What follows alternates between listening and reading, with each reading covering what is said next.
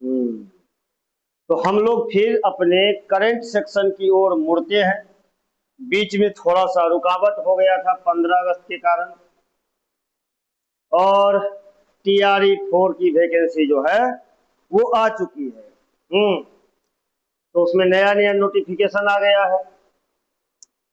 तो हम लोग जो करंट अफेयर्स का जो सेगमेंट लगातार अपना चला रहे थे, TRE 4 के एग्जाम में उम्मीद कर सकते हैं यहाँ से ढेर सारे सवाल आपको टकराएगा और आपके सिलेक्शन को वो आसान कर देगा। ठीक है, तो हम लोग बिना किसी अतिरिक्त भूमिका के चीजों को अपना डिस्कशन करना शुरू करते हैं।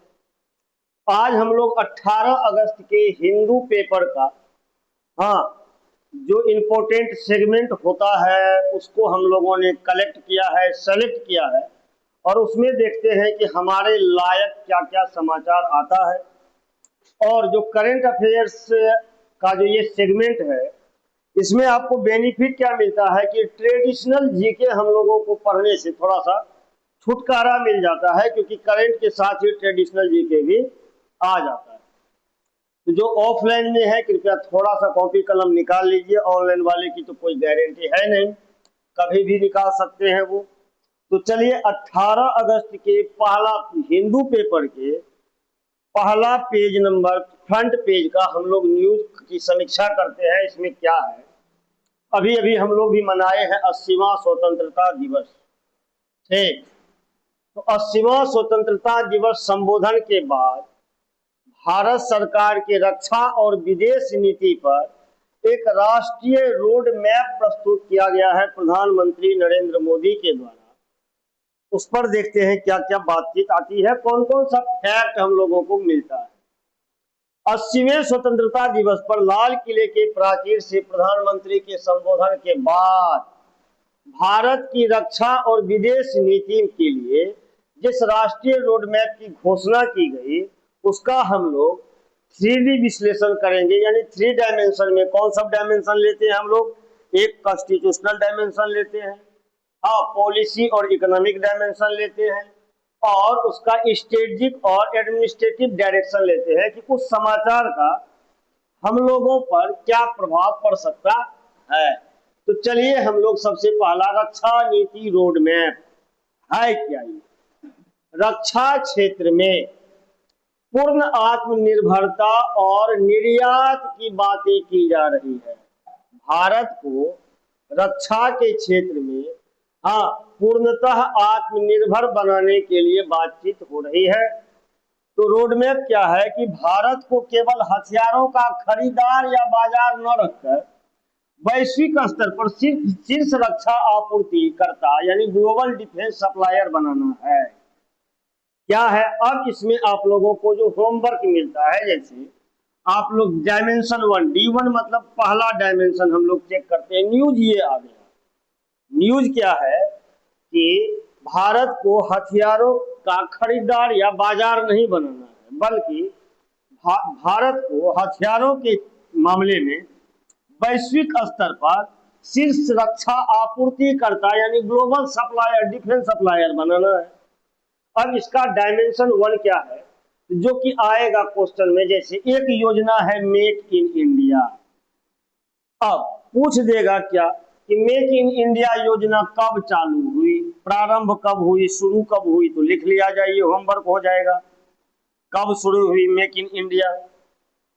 एक दूसरा जो है आपका योजना वो है सप्तधारा योजना। ये योजना क्या है, और आप लोगों को जैसे पता है कि जो भी चीजों का हम होमवर्क देते हैं, हाँ, रात में उसका homework discussion video Iftikhar sir के द्वारा आ जाता है। तो आप लोग उस होमवर्क से अपनी चीजों को मिला सकते हैं कि आपका होमवर्क किया हुआ सही है या नहीं। सप्तधारा योजना क्या है, हाँ, सप्तधारा के फ्रेमवर्क के तहत रक्षा विनिर्माण को राष्ट्रीय प्राथमिकताओं में अग्रणी रखना, पहला पॉलिसी ये हो गया, नीति ये बन गई। अब इसका इकोनॉमिक और टेक्निकल क्या क्या प्रभाव पड़ता है, आर्थिक और तकनीकी डायमेंशन 2 है। जैसे एक डाटा मिल रहा है यहाँ कि वित्तीय वर्ष 2025-26 में, हाँ, घरेलू रक्षा उत्पादन को 1.78 लाख करोड़ और रक्षा निर्यात को 38,424 करोड़ तक पहुंचाने की निरंतरता को बनाए रखना। ठीक, यह डाटा दे देगा स्टेटमेंट में और कह देगा कि प्रधानमंत्री ने जो लाल किला के प्राचीर से 80वें स्वतंत्रता दिवस के अवसर पर जो भाषण दिया था, उसमें जो रक्षा और के क्षेत्र में जो आत्मनिर्भरता के लिए रोड मैप बनाया गया था, उसका एक स्टेटमेंट ये भी दे दिया जाएगा और कहेगा कि बताइए निम्नलिखित में से कौन सा स्टेटमेंट सही है, कौन सा गलत है। तो डाटा थोड़ा सा ध्यान में रखना है कि वित्तीय वर्ष में घरेलू रक्षा उत्पादन का कितना है, 1.78 करोड़, और रक्षा नीति का 38,424 करोड़ तक पहुंचाने की निरंतरता बनाए रखना। अब सामरिक मतलब होता है रक्षा या युद्ध क्षेत्र से related strategic dimension, hypersonic system, हाँ, यानी हाइपरसोनिक डिफेंस टेक्नोलॉजी, उन्नत ड्रोन और काउंटर ड्रोन प्रणाली जैसे अगली पीढ़ी की रक्षा तकनीकों में वैश्विक नेतृत्व हासिल करना। ठीक, ये हम लोगों का 3 डायमेंशन था। यह जानना जरूरी हो जाता है कि कोई भी समाचार, जैसे समाचार डेली कुछ ना कुछ न्यूज आते रहता है, उसमें हम लोगों को देखना है कि उस न्यूज में हाँ पॉलिसी का क्या कहना है, हाँ इकोनॉमिक और टेक्नोलॉजी बेस्ड न्यूज क्या है और स्ट्रेटेजिक न्यूज क्या है। यही सब सारे न्यूज करेंट अफेयर्स में उठ के आ जाते हैं। लोगों को लगता है कि थोड़ा अलग अंदाज में पूछा गया है। ठीक, अब आते हैं सिविल डिफेंस नेटवर्क और आंतरिक सुरक्षा। कौन? रक्षा मंत्रालय। जहां भी रक्षा की बातें आएगी वो सारी चीजें कहां चली जाएगी, रक्षा मंत्रालय के अंतर्गत। अब आ जाता है सिविल वाइब्रेंट डिफेंस। ये क्या है सुनिए, एक आधुनिक और व्यापक civil defence network, civil defence volunteer network का गठन करना जो आधुनिक तकनीकों और संकट प्रबंधन प्रणालियों से लैस हो।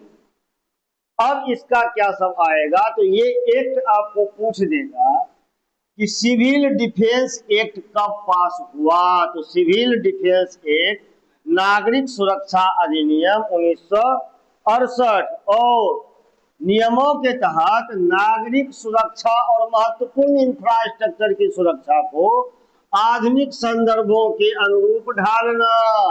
ठीक, इस पर अगर आप एक बार न्यूज पढ़िएगा आपको लगेगा कि कहीं न कहीं सरकार हम लोगों के ऊपर बहुत ज्यादा हावी हो रही है। सरकार हम लोगों को हिलने नहीं देगी अगर ये सब सारे सिस्टम काम कर ले। क्या है काम? सिविल डिफेंस नेटवर्क, यानी नागरिकों की सुरक्षा। आपके सुरक्षा के नाम पर हो सकता है सरकार आपको कहीं आने जाने से रोक भी सकती है। हाँ, ये सरकार कोई भी नीति बनती है सरकार की, तो नीति तो जो भी है वो सही होती ही, लेकिन नीति के साथ साथ हमें सरकार की नीयत देखना है। नीति जो भी होगा सब सही। नोटबंदी किया गया, बिल्कुल नीति सही थी, ठीक, लेकिन नीयत गलत था। नीयत था उद्योगपति को फायदा पहुंचाना। ठीक, तो नीति के साथ साथ जब तक आप सरकार की नीयत को चेक नहीं करेंगे तो आपको थोड़ा सा समझ में दिक्कत आएगा।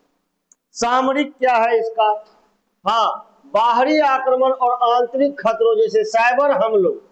हाँ, आजकल बहुत अब युद्ध जो होगा बंदूक से नहीं होगा, आने वाले समय में साइबर अटैक ज्यादा होगा। ठीक,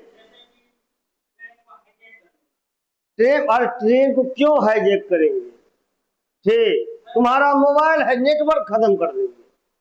अगर एक मान के चलो 5 घंटा के लिए पूरा पूर्णिया का नेटवर्क खत्म कर दिए, कितने का नुकसान होगा बताओ? नहीं मरेगा। ठीक, उसके बाद सोचो ना किसी के घर में डकैत घुस जाएगा, कोई घुस जाएगा, किससे फोन करोगे तुम? नेटवर्क के ना काम कर रहा है। बात समझ में आ रही है? इसीलिए आज के समय में जो भी वार होगा वो क्या होगा? साइबर वार होगा या हाइब्रिड वारफेयर होगा। अब आदमी सब थोड़े लड़ने जाएगा, ड्रोन जाएगा। ठीक, वारफेयर के समय प्रथम उत्तर द फर्स्ट रिस्पोंडर्स की भूमिका निभाना, यानी कि अगर तुम हम पर अटैक किए तो तुरंत अटैक होगा। अब वो चल रहा है, यानी इसी को कहते हैं प्रथम उत्तरदाता बनना, यानी कि क्विक रिएक्शन को चलना। ठीक है, अब आ जाओ। विदेश नीति और रणनीतिक रोड मैप, ये अभी चल रहा है केवल रोड मैप, जो कि प्रधानमंत्री 80वें स्वतंत्रता दिवस पर विदेश और रक्षा के संदर्भ में, रक्षा में तो हम लोगों ने देखा क्या क्या है, उसके बाद विदेश नीति में क्या क्या है तो सुनिए। जैसे अभी इजराइल और ईरान वार के कारण हम लोगों का आपूर्ति श्रृंखला सप्लाई चेन बाधित हो गया था। तो सप्लाई चेन के हथियार के रूप में उपयोग और समुद्री मार्गों की नाकेबंदी। अब देखो, गौर करो, सप्लाई चेन को किस तरह से यूज करना है, हथियार के रूप में। ठीक, और इसका यूज किसने किया सबसे बढ़िया, ईरान ने।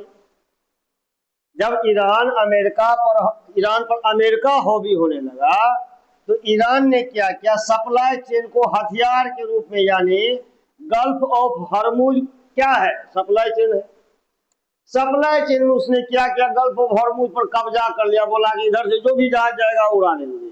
तो सब उसको क्या बना लिया, हथियार। हथियार के रूप में उपयोग और समुद्री मार्गों की नाकाबंदी, weaponisation of resources of sea routes की चुनौतियों से निपटने के लिए अब भारत एक नया कोशिश कर रहा है। क्या, तो सुनिए, ये लिख लिया जाए, नेशनल क्रिटिकल मिनरल्स मिशन। इसको लिख लिया जाए कि नेशनल क्रिटिकल मिनरल्स मिशन और महत्वपूर्ण खनिजों के कॉरिडोर का वैश्विक विस्तार। अब यही है Iftikhar sir rare earth material, जिसके उत्पादन में अभी चीन जो है सबसे ज्यादा नंबर 1 पोजीशन लिया हुआ है। हाँ, तो भारत भी कोशिश कर रहा है क्या कि एक मिशन के तहत, उस मिशन का नाम है नेशनल क्रिटिकल मिनरल मिशन, हाँ, के तहत एक महत्व खनिजों के कॉरिडोर का वैश्विक विस्तार। कॉरिडोर समझते हैं, रास्ता। ठीक, तो जो जो देश में खनिजों का उत्पादन हो रहा है उन सभी देशों को एक साथ जोड़ना और खनिजों के उत्पादन, नियंत्रण और वितरण पर, हाँ, अपनी भागीदारी को सुनिश्चित करने के लिए भारत सरकार नेशनल क्रिटिकल मिनरल मिशन को चला रही है।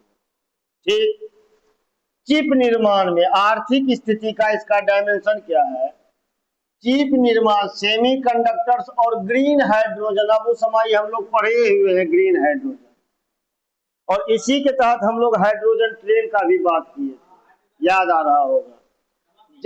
बिल्कुल, जैसे भावी प्रौद्योगिकियों के लिए महत्वपूर्ण खनिज सुरक्षा सुनिश्चित करना। और तीसरा है D3, हाँ, वैश्विक दक्षिण, हाँ, ग्लोबल साउथ। ये एक टर्म खतरनाक है। जैसे आप जब विश्व का नक्शा देखेंगे, हाँ, तो विश्व के नक्शा में आप होता क्या है कि विषुवत रेखा, जैसे वर्ल्ड है तो विषुवत रेखा बीचों बीच जाती है, तो विषुवत रेखा के उत्तर में देखिएगा मैक्सिमम अमीर देश है। ठीक, विषुवत रेखा के दक्षिण में मैक्सिमम गरीब देश। ठीक, और हर हमेशा ये उत्तर वाले देश दक्षिण वाले देश पर डोमिनेट रहते हैं। इंडिया जो है आपका कर्क रेखा के पास में, हाँ, ऊपर में है, लेकिन इसकी जो आर्थिक स्थिति है यह इसको दक्षिण के देशों की ओर लेके जाता है। इसीलिए भारत ग्लोबल साउथ की भी बात करता है। ठीक, ये जितने भी दक्षिण के देश हैं ये सभी देश मिलकर, हाँ, ये उत्तर के वर्चस्व को चुनौती देने का मूड बना रहा है। उत्तर में सारे औद्योगिक देश हैं। हाँ, बोलो क्या, हाँ, अब तुम सोचो, हम बता देंगे। उत्तर में जितने भी देश हैं सब इंडस्ट्रियलिस्ट है, औद्योगिक देश है। और दक्षिण में जितने भी देश है सब गरीब है, पिछड़े हुए। वही गरीब देशों का अपना एक ऑर्गेनाइजेशन बनेगा जो कि ग्लोबल साउथ, और पश्चिमी भागीदारों के साथ मजबूत द्विपक्षीय और बहुपक्षीय समझौते जैसे एफटीए, फ्री ट्रेड एग्रीमेंट कहते हैं इसको, के माध्यम से विश्वसनीय भागीदार के रूप में उभरना, ये भारत का रोड मैप होगा, जिसमें कि भारत रक्षा और विदेश के मामले में, ठीक, रक्षा के क्षेत्र में आत्मनिर्भर बनना है, और विदेश में विदेश जो हमारा वैदेशिक संबंध है उसमें हम खास करके खनिजों के मामले में हम आत्मनिर्भरता की ओर लौटने की कोशिश करेंगे। अब इसका सामरिक महत्व और आर्थिक कूटनीतिक देख लेते हैं। भारत की राजनीतिक स्थिरता ये जरूरी है, भारत में जो पॉलिटिकल इस्टेब्लिशमेंट है, इसीलिए भारत और किसी भी देश से अलग हो जाता है। न्यायिक सुदृढ़ता और लोकतांत्रिक मूल्यों के बल पर एक वैश्विक नेता के रूप में स्थिति मजबूत करना। हम लोग जब व्हाट्सएप यूनिवर्सिटी या मीडिया सबके फेर में पढ़ते हैं तो हमें लगता है या तो यह सरकार पूरी तरह से चौपट है, ऐसा तो हो नहीं सकता है कि सरकार केवल और केवल गलत काम ही करेगी, यह नहीं। ऐसा अगर दिमाग में आता है तो हम यह सोच सकते हैं कि हो सकता है हमारे दिमाग जो है वो विपक्षी दलों के द्वारा नियंत्रित हो रहा है। जो भी सरकार है उसकी सरकार की कोशिश क्या है कि भारत को विश्व गुरु यानी वैश्विक नेता के रूप में स्थापित करना। ठीक, अब विश्व गुरु का अब इतना मजाक उड़ गया है कि लोग विश्वास नहीं करता है कि सही में भारत विश्व गुरु बन सकता है, लेकिन भारत के पास में वो क्षमता है कि भारत ग्लोबल पावर बन सकता है। कैसे? भारत के पास में जनसंख्या है, भूभाग है, ठीक, टेक्नोलॉजी है, मजबूत लोकतंत्र है, जबरदस्त जुडिशरी है। बस हमारे अंदर एक चीज आना है, इच्छा शक्ति, विलिंगनेस, कि हमें बनना है। जिस दिन यह सोच लिए उस दिन भारत को वैश्विक नेता, ग्लोबल लीडर बनने से कोई नहीं रोक सकता। बहुत सारी चीजों को खत्म करना होगा, लेकिन भारत में वो संभावनाएं है, ठीक है, वो संभावनाएं है कि भारत ग्लोबली लीड कर सकता है। हाँ, ये केवल ये फेंकने वाली बात नहीं है। चलिए अब देखिए अनुच्छेद 51 ये पूछ देगा, ठीक है।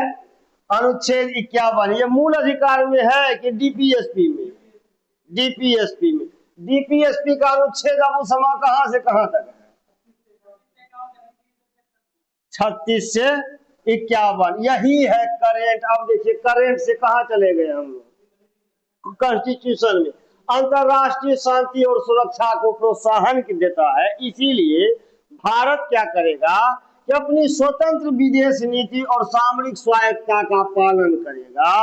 अब घुमा के पूछ देगा कि भारत अपनी स्वतंत्र विदेश नीति का पालन करने के लिए संविधान के किस अनुच्छेद का अनुपालन करेगा? हाँ, अब बच्चा सोचेगा कि ये तो हम नहीं पढ़े, वो अलग तरीका से पढ़ा है, संविधान अलग पढ़ा है, करेंट अलग पढ़ा है। ठीक, अब आ जाइए व्यापारी। 40 से अधिक देशों के साथ सक्रिय मुक्त व्यापार समझौते। भारत अभी कितने देशों के साथ फ्री ट्रेड एग्रीमेंट कर चुका है? 40 से अधिक देशों के साथ एफटीए किया है, और भारतीय उद्योग और एमएसएमई का फुल फॉर्म पता है ना? यही होता है कि मतलब मीडियम, स्मॉल और माइक्रो इंटरप्राइजेज, जो कि छोटे छोटे उद्योग होते हैं, वैश्विक बाजारों में स्थापित करना। तीसरा है वैश्विक प्रभाव। क्या? भारत सॉफ्ट पावर, हाँ, और वैश्विक तकनीकी के नेतृत्व के माध्यम से अंतरराष्ट्रीय एजेंडा सेटिंग क्षमता में वृद्धि करना। यानी अब यह जानना जरूरी है कि हार्ड पावर क्या होता है। हार्ड पावर और सॉफ्ट पावर। पहले ये बताओ, जैसे भारत का हार्ड पावर और सॉफ्ट पावर। हार्ड पावर की जब भी बात आएगी तब बात होगी मिलिट्री की, आर्म्स की, हथियार। ठीक है। जब सॉफ्ट पावर की बात आएगी, आएगा डेमोक्रेसी का, ट्रेड का, कॉमर्स का, पीस का, मैनेजमेंट का, ये सब सॉफ्ट पावर है। तो भारत हार्ड पावर के थ्रू ग्लोबल लीडर बनना नहीं चाहता है, भारत सॉफ्ट पावर का यूज करके ग्लोबल लीडर बनना चाहता है। ओके, अब आ जाओ रक्षा और विदेश नीति के एजेंडे का। ये न्यूज हमारा यहाँ पर समराइज हो रहा है। क्या हो गया कि 15 अगस्त को 80वें स्वतंत्रता दिवस के अवसर पर प्रधानमंत्री ने रक्षा और विदेश नीति के संदर्भ में 2 रोड मैप बताए। ठीक, रक्षा नीति, और रक्षा नीति का क्या था, सिविल डिफेंस एक्ट सुधार, वो सप्तधारा ढांचा जो कि आप लोगों को होमवर्क मिल गया। ठीक, विदेश नीति में क्या था कि अनुच्छेद 51 का पालन करना और क्रिटिकल मिनरल मिशन और एफटीएज को बढ़ावा देना। डायमेंशन 2 में हम लोग हाइपरसोनिक तकनीक, ड्रोन और सुरक्षा स्वदेशी का निर्माण की बात कर रहे हैं। उसके बाद विदेश नीति में सप्लाई चेन की सुरक्षा और 40 से प्लस देशों के साथ व्यापार कूटनीति। सोशल और ग्लोबल क्या है इफेक्ट, आधुनिक नागरिक स्वयं सेवक नेटवर्क का गठन। इस पर बात कर लीजिएगा, हो सकता है कि मेंस में आ जाए। आज क्योंकि नया टर्म है, सरकार द्वारा लाया गया है, और सबसे बड़ी बात कि नागरिकों के लिए है, इसीलिए यह इंपॉर्टेंट हो जाता है। और नागरिक बनता कहाँ है, नागरिकों का निर्माण कहाँ होता है?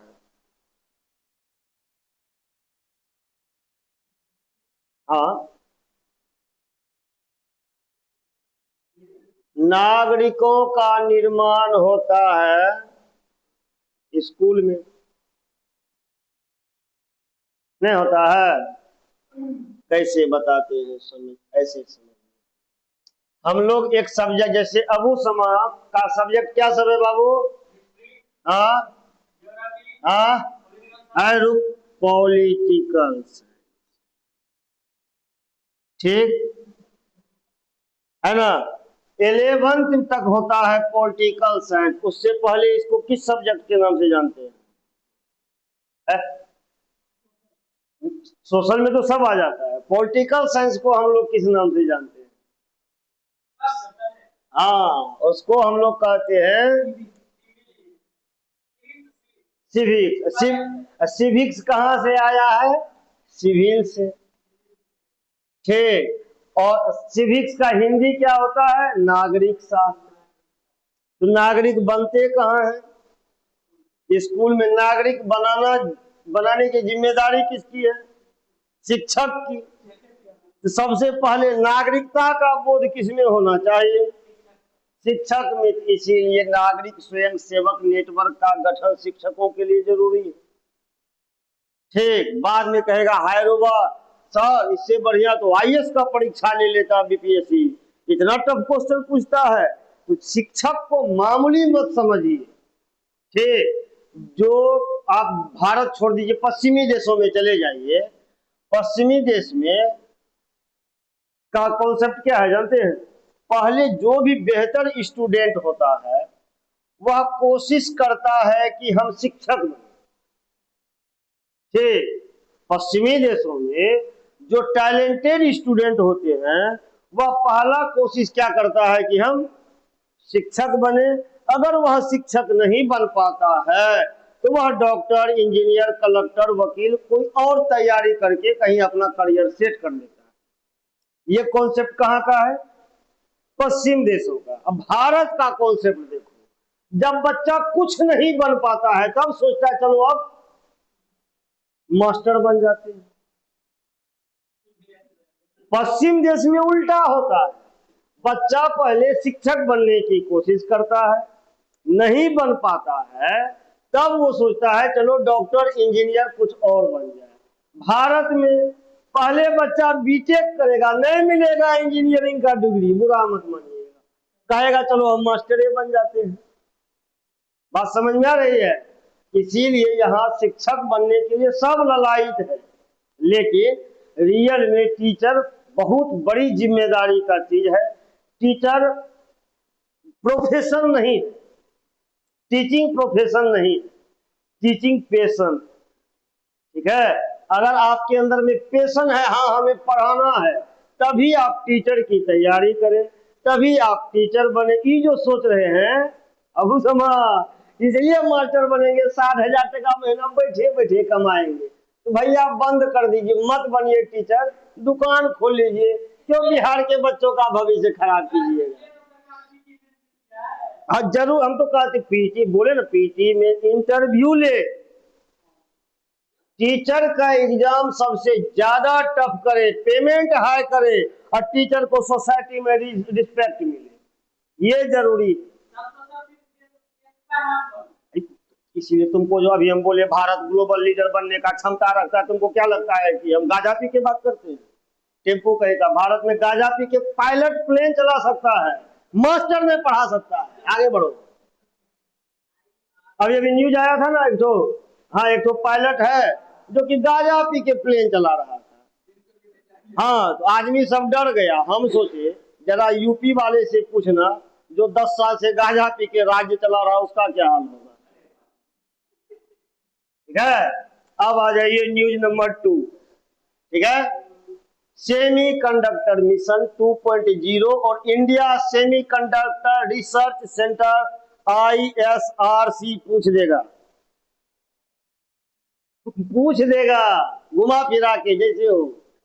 ठीक, सेमीकॉन इंडिया प्रोग्राम 2.0 यही करके पूछ देगा कि सेमीकॉन इंडिया प्रोग्राम 2.0 किससे रिलेटेड है। रुक, किससे रिलेटेड है? ए, फिल्म से, बी, स्पोर्ट्स, सी, और ई भी है ना, आई, हाँ C politics, D conductor, E none of above या ऑल ऑफ दी। हाँ अब बनाइए। भारत सरकार द्वारा बजटीय आवंटन बढ़ाकर स्वीकृत किया गया एक दीर्घकालिक नीतिगत ढांचा है। क्या है इसका 6 पिलर? देखो, मिशन 2.0 के प्रमुख 6 पिलर में हम लोग आते हैं, फुल स्टैक आईपी और चिप डिजाइनिंग। ठीक, ये क्या है? केवल चिप डिजाइन करने के बजाय भारत में ही आईपी कोर्स यानी इंटेलेक्चुअल प्रॉपर्टी विकसित करने पर जोर।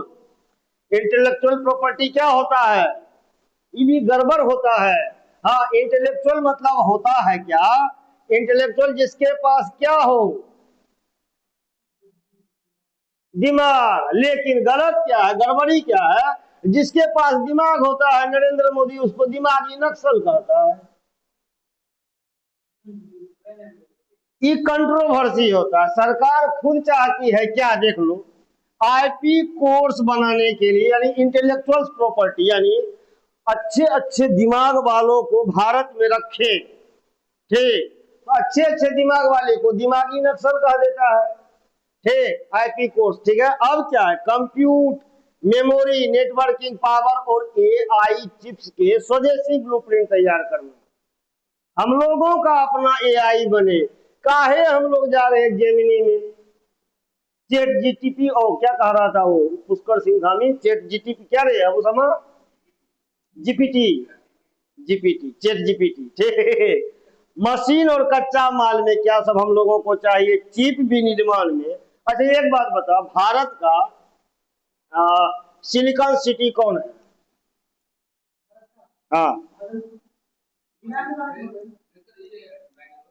हाँ हाँ, भारत सिलिकॉन सिटी तो बिहार का, हाँ भागलपुर। लेकिन भागलपुर तो सिल्क सिटी, हाँ सिलिकॉन सिटी की बात हो रही है। ठीक, सिलिकॉन सिटी कहाँ हो जाएगा? ठीक, सिलिकॉन वैली कहाँ? नहीं, वर्ल्ड में सिलिकॉन वैली कहा, दुनिया में नहीं, यूएसए, जहां पर कि सिलिकॉन वैली में 33% इंडियन काम करते हैं और वहीं से सारा दुनिया का चिप बन के तैयार होता है। ठीक, अब इसमें आ जाइए, चिप विनिर्माण में इस्तेमाल होने वाली विशेष मशीनें, खास करके सिलिकॉन वेफर्स, रसायन और औद्योगिक गैसों के घरेलू उत्पादन को वित्तीय प्रोत्साहन प्रदान करना, जिससे वैश्विक आपूर्ति श्रृंखला बाधाओं का प्रभाव कम हो सके। ठीक, क्योंकि इस बार जो वार हुआ है इसमें सप्लाई चेन काफी डिस्टर्ब हुआ है और भारत चाहता है कि आने वाले समय में इस सप्लाई चेन को दुरुस्त करे ताकि किसी भी तरह का कोई समस्या न आए। एडवांस्ड सिलिकॉन एंड कंपाउंड फेब्स, उन्नत फैब्रिकेशन क्या है कि silicon carbide SiC, gallium nitride पुलिया, अब साइंस चले गए हम लोग करंट से। ठीक, इससे पहले हम लोग कहाँ थे, पॉलिटिकल में, अब कहाँ आ गए, साइंस में। आधारित अत्याधुनिक कंपाउंड फेब्स और CMOs, सिलिकॉन फेब्स की स्थापना के लिए वित्तीय सहायता देना। अब पूछ देगा इस तरह से कि सिलिकॉन या चिप बनाने में कौन सब तरह की धातुओं का यूज किया जाता है, तो चीजें बदल रही है। पारंपरिक तौर पर जो पढ़िएगा, हाँ, पहले बच्चा सब क्या तैयारी करता था, हाँ, जैसे सदिश राशि कौन है, अदिश राशि कौन है, कितना पूछेगा, 25 साल से यही पूछ रहा है।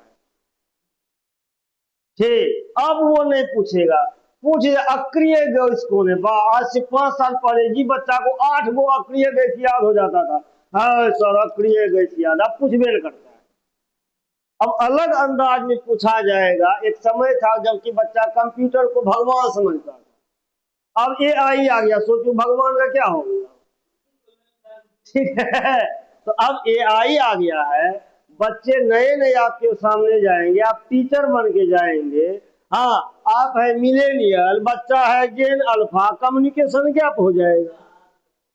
हाँ, आप जैसे क्लास में घुसिएगा, बच्चा गुड मॉर्निंग थोड़े कहेगा, अब बच्चा कहेगा वास्तिन गुण हैया सर।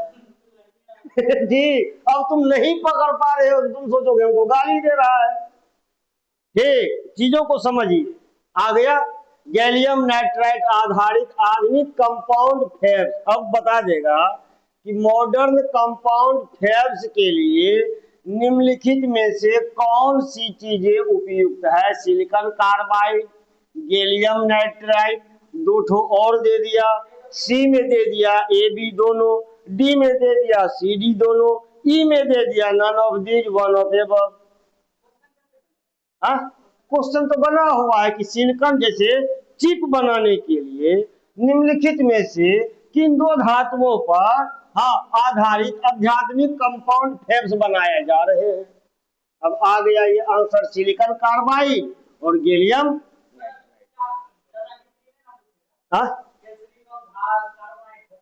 ना काहे पूछेगा कोई तुमसे, जी मेंस का एग्जाम थोड़े ले रहा है, वो टीचर बना रहा है, इंजीनियर नहीं।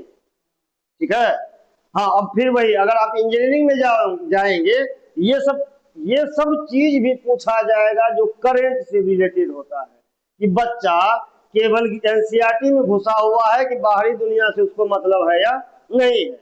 आ जाओ 3D पैकेजिंग, चिपलेट्स और advance test and test packaging units को आकर्षित कर भारत को पैकेजिंग और विश्व का केंद्र बनाना। ठीक, अभी क्या हो रहा है कि भारत का बहुत सारा जो चीज है वो बनता कहीं और है, पैकेजिंग कहीं और होता है, मार्केटिंग कहीं और होता है। अगर ये सारा चीज अगर हम भारत में कर लेते हैं तो कह सकते हैं कि भारत पैकेजिंग और निर्माण का एक ग्लोबल सेंटर बन जाएगा, जिससे कि लोगों को रोजगार भी मिलेगा। हाँ बिल्कुल, किसी भी देश को कौन बनाता है, नहीं, नागरिक। किसी भी देश को, जापान क्यों इतना बढ़िया, क्योंकि जापान के नागरिक बढ़िया। ठीक, नागरिक को कौन बनाता है, शिक्षक। शिक्षक को बेहतर कौन बनाता है, सरकार। सरकार कौन चुनती है, जनता। यहाँ की जनता क्या है? टेम्पू। इसीलिए नागरिक क्या है? गधा। हाँ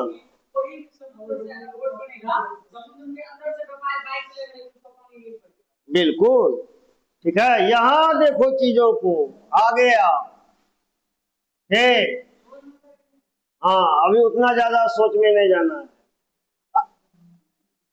अत्याधुनिक एटीएमपी और ओएसएटी तकनीक क्या है ये देख लो। 3D पैकेजिंग चिप्स के लिए बनाना।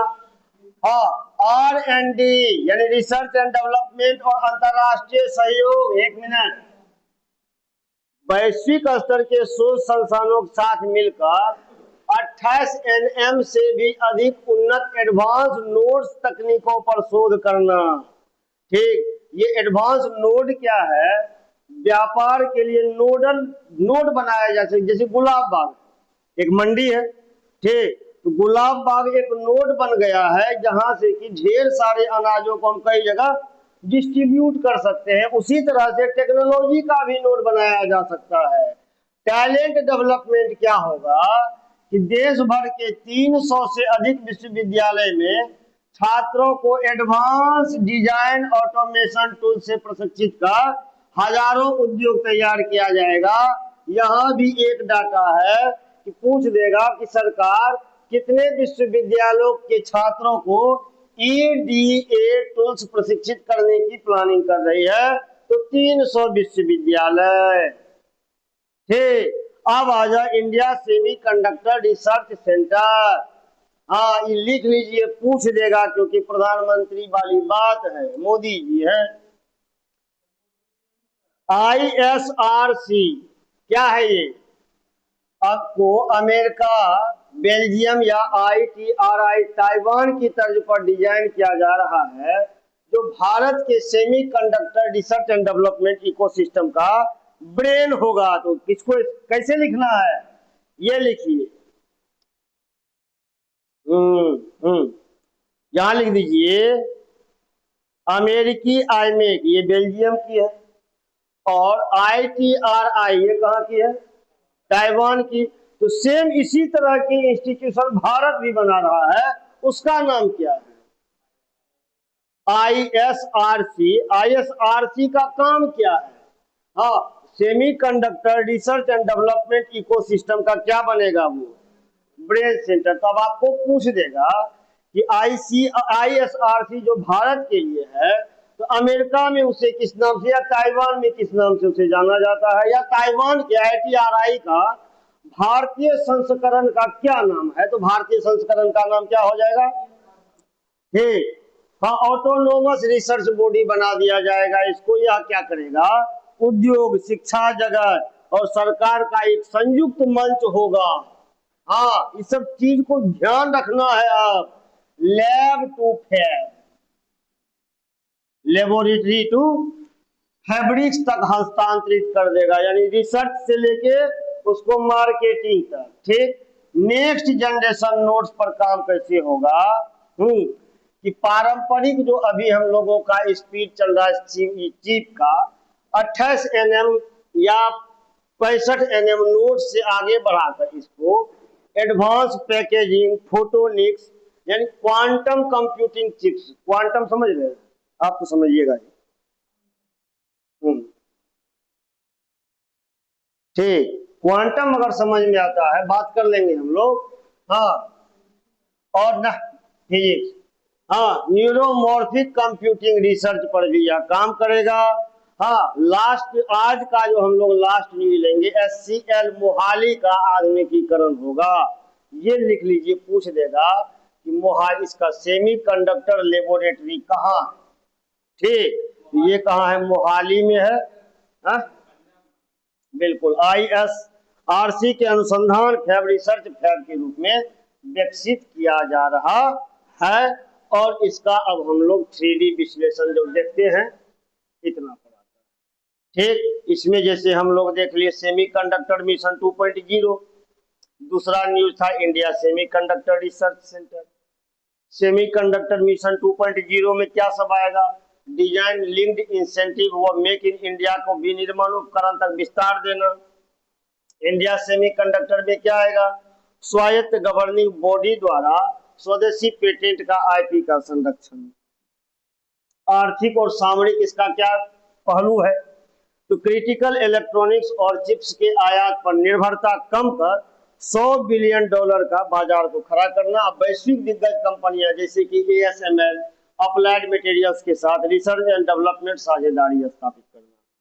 सामाजिक और तकनीकी पहलू होगा क्या, देश भर के युवाओं के लिए हाईटेक जॉब्स और रिसर्च एंड डेवलपमेंट को बढ़ावा देना। तीसरा, भारत को महज चिप असेंबल, अभी हम लोग क्या करते हैं, खाली चिप को असेंबल करते हैं, बनता कहीं और है, हर चीज कहीं और होता, जुड़ता है। ठीक, तो चिप असेंबलर से बदलकर तकनीकी निर्माता के रूप में स्थापित करना। ये एक शॉर्ट हो गया कि भारत प्रधानमंत्री जो 15 अगस्त को लाल किला के प्राचीर से भारत को मजबूत बनाने की जो भी बातें कह रहे थे, उसमें क्या क्या चीजें शामिल। हाँ ठीक, लिखना भी है।